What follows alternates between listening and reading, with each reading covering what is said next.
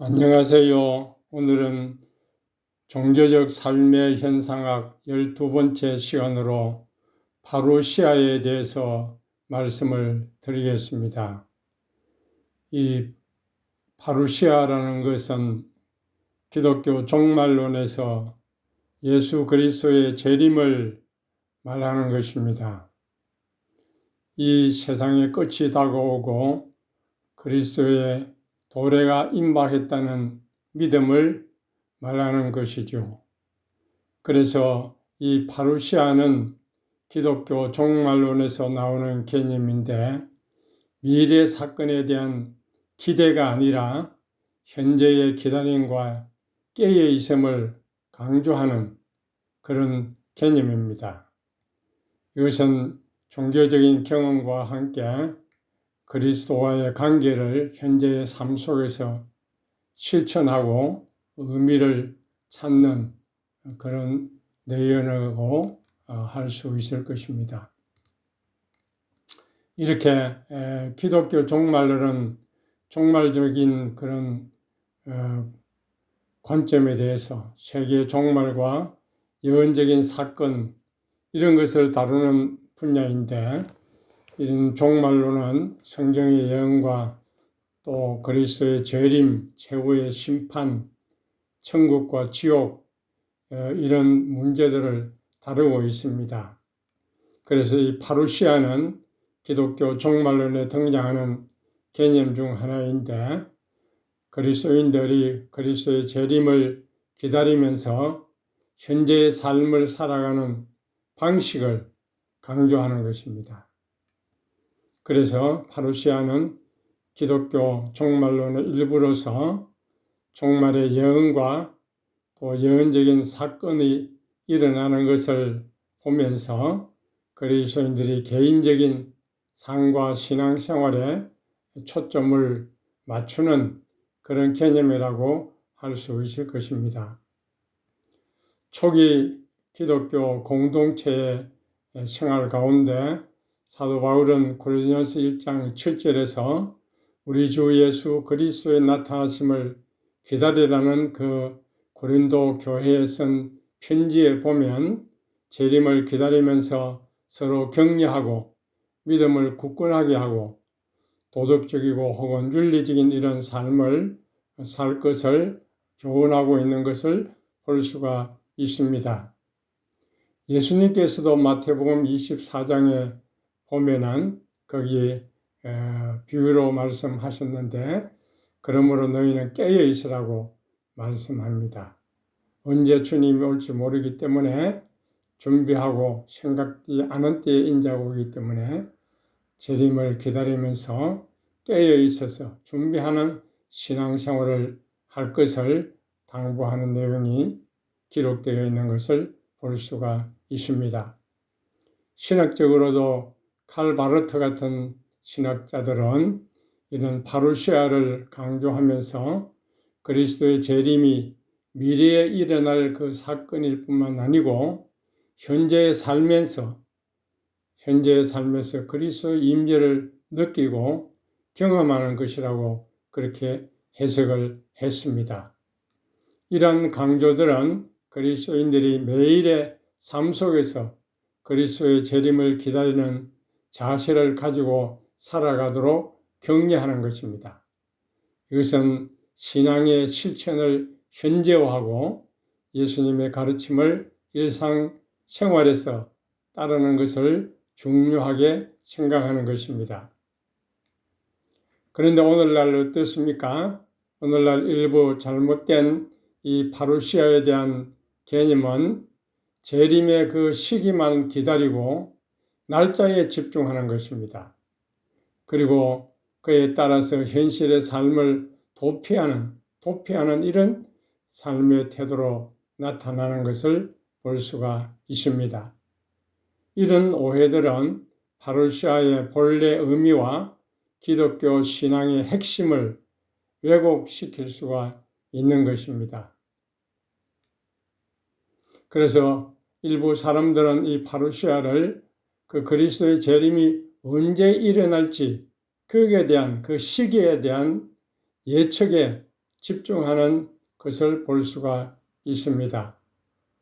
이들은 특정 날짜나 사건을 통해서 재림의 시간을 예측하려고 합니다. 그래서 그 종말적인 예언을 그런 것에 초점을 맞추어 해석하는 데 많은 시간을 보냅니다. 이것을 성경은 경고하고 있습니다. 마태복음 24장 36절에 그날과 그때는 아무도 모르나니 하늘의 천사들도 아들도 모르고 오직 아버지만 아시느니라. 예수님이 경고의 말씀을 하셨습니다.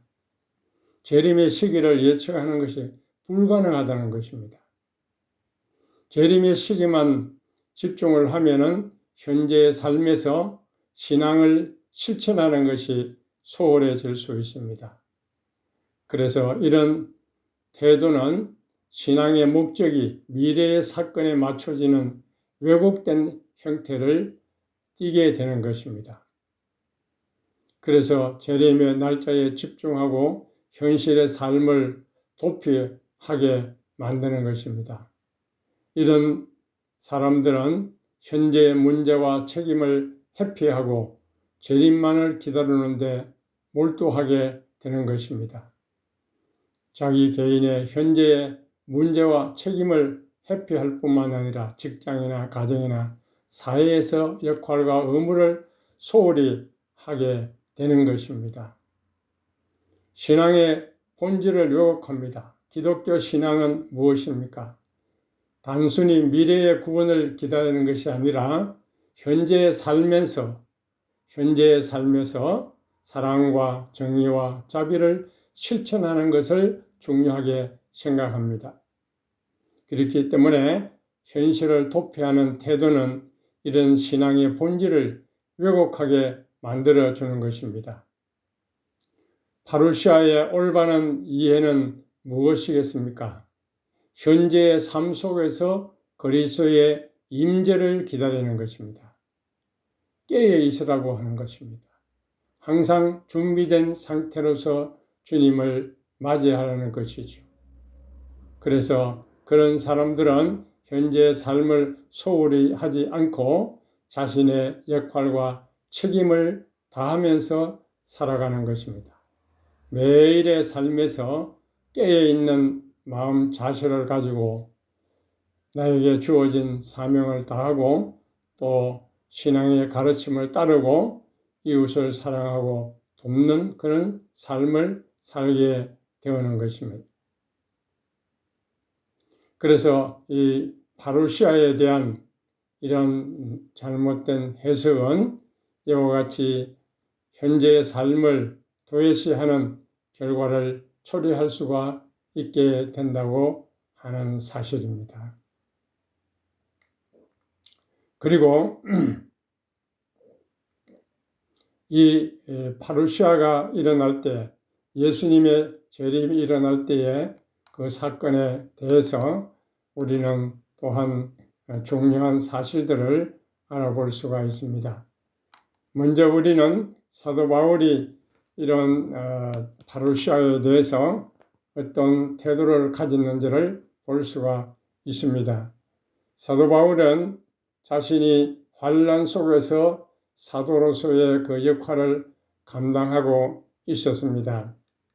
사도 바울은 이런 수많은 어려움이 있었지만은 거기서 사도로서 복음 전도와 선포를 게을리 하지 않았습니다.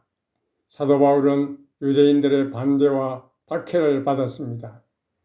당시에 예수님을 따르는 것은 유대인들에게 이단으로 보였고 바울은 수많은 핍박과 억압을 감당하면서 도시들에 돌아다니면서 교회를 세우는 그 과정에 많은 핍박과 폭력을 당했습니다.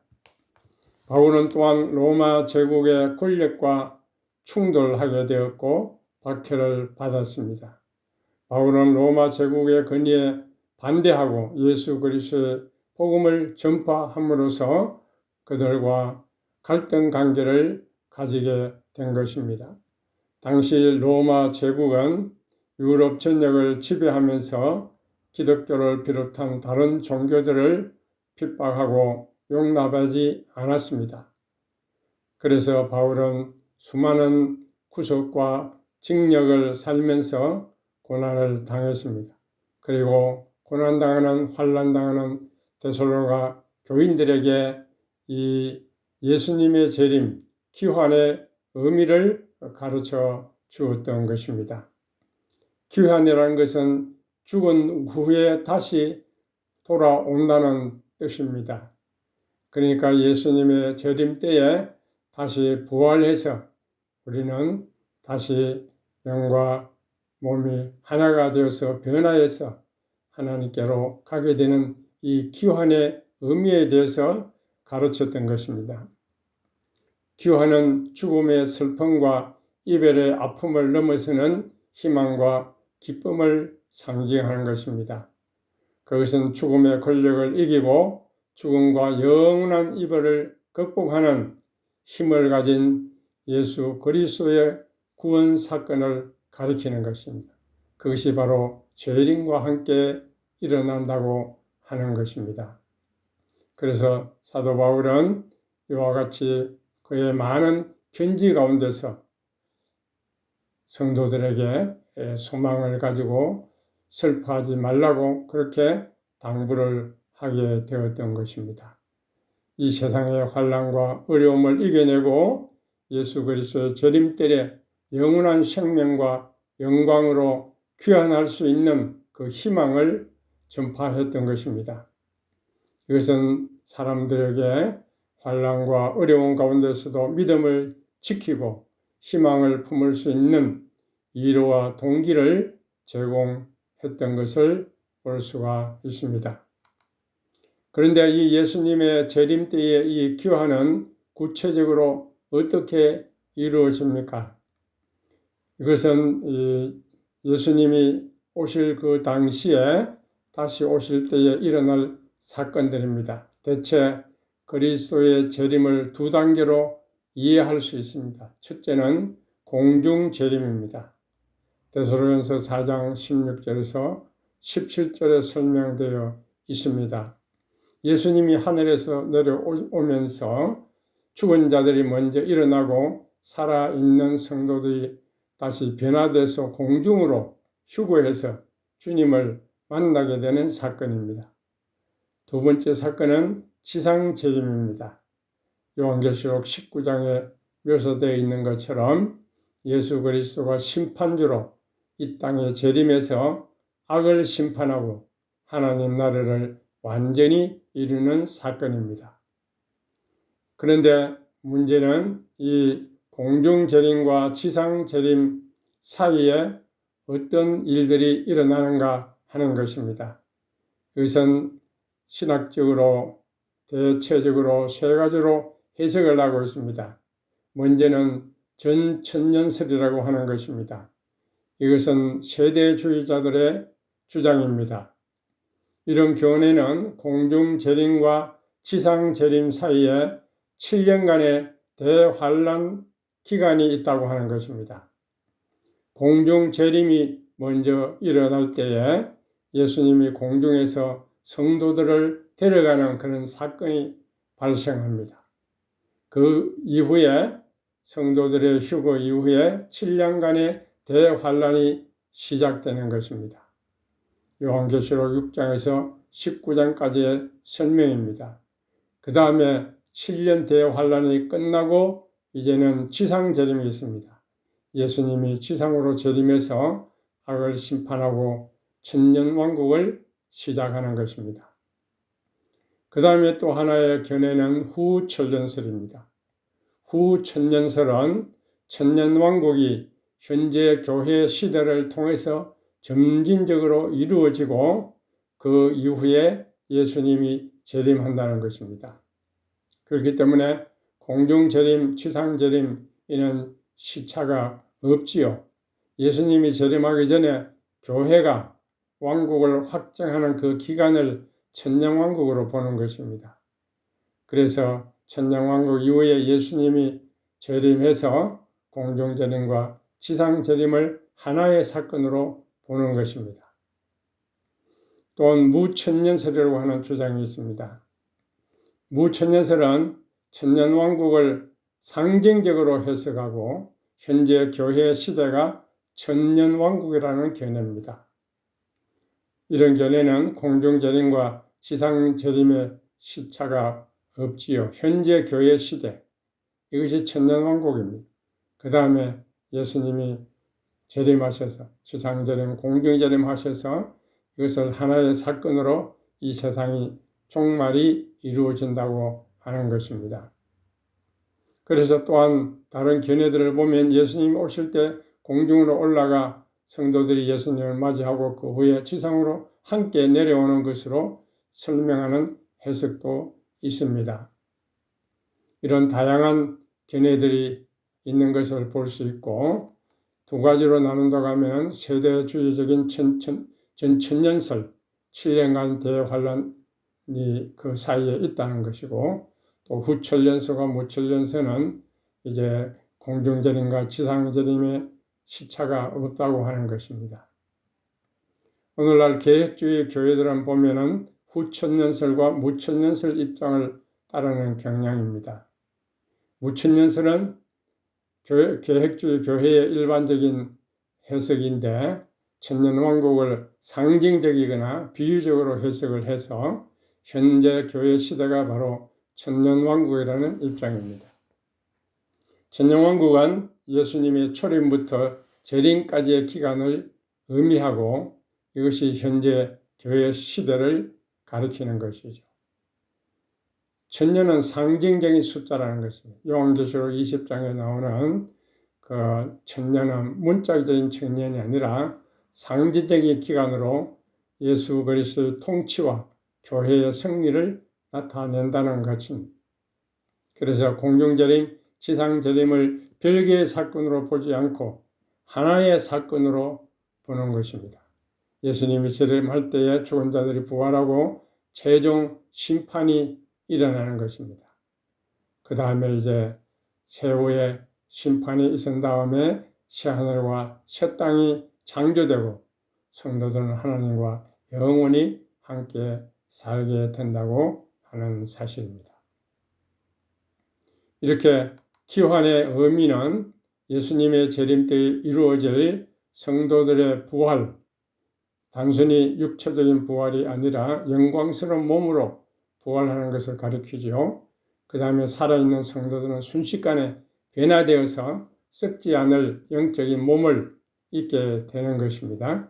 그 다음에 부활과 변화를 통해서 믿는 자들은 예수 그리스도와 함께 영원히 사는 영생을 이루게 되고, 기환은 또 죽음과 고통을 극복하고 영원한 생명과 영광에 들어가는 그런 일이 남아있는 것입니다. 이것은 바로 오늘 믿는 신자들에게 큰 희망과 위로와 또 축복을 가져다 주는 것이죠. 이런 재림과 기환의 신앙을 가진 성도들은 이 땅에서 어떤 신앙적인 태도를 가져야 되겠습니까? 먼저 깨어 있고 준비해야 할 것입니다. 항상 기도와 말씀으로 꾸준하게 기도하고 말씀을 묵상하면서 하나님의 뜻을 분별하고 그 뜻에 따라서 살아가는 것이 중요합니다. 그리고 항상 준비된 마음과 경건된 삶을 유지하는 것입니다. 그리고 서로 사랑으로 섬기고 이웃을 돌보는 그런 삶을 사는 것입니다. 그리고 미래의 영광을 바라보면서 현재의 고난을 견디는 그런 삶을 살고 또 믿음을 지키고 인내하면서 하나님의 약속을 기다리는 그런 삶을 살아가야 하는 것입니다. 이런 파루시아에 대한 개념 가운데 현상학적인 개념을 가운데서 현상학적인 관점에서 이것을 한번 살펴보도록 하겠습니다. 현상학적인 관점에서는 현상학의 그 지향성이라는 것이 있죠. 후설의 현상학에서 의식이 항상 어떤 대상을 지향하고 있습니다. 그래서 이 파루시아는 미래에 발생할 사건이죠. 그것을 우리가 현재의 신앙의 경험과 기대의 대상입니다. 그것을 현재에 지향하는 것이죠. 의식의 지향성, 이것은 파루시아를 미래 사건으로 지향하면서 이 사건은 현재의 신앙의 삶의 구조와 경험을 형성하게 한다는 것입니다. 그 다음에 현상학에서 현상과 본질의 개념이 있습니다. 현상학적인 접근은 이 파루시아를 단순한 사건이 아니라 신앙 공동체의 경험과 삶에 깊이 영향을 미치는 본질로 이해하는 것입니다. 파루시아의 그 본질은 예수님의 재림을 기다리는 이 신앙적인 삶의 경험 속에서 드러난다고 하는 것이죠. 또 현상학에서는 시간성과 역사성을 중요하게 다루고 있습니다. 파루시아는 현재의 신앙적인 삶 속에서 미래를 향한 희망과 기대를 통해서 경험하는 것입니다.